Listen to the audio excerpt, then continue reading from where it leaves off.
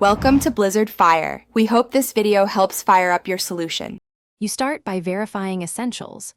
Update Capcut and your device OS because many crashes stem from version mismatch.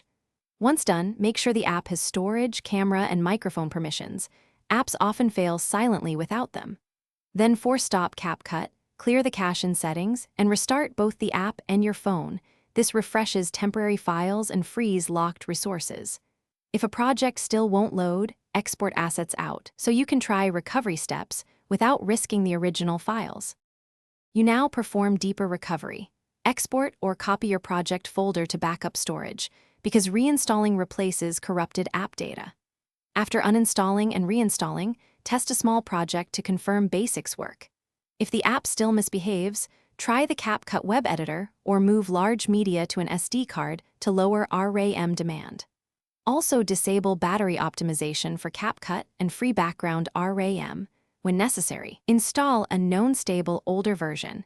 This resolves. You finish by adjusting workflow to avoid failures. Split very large timelines, lower export resolution, or export in segments and stitch them externally. If problems persist, gather diagnostic details, screenshots, error messages, and step-by-step reproduction, then contact Capcut support.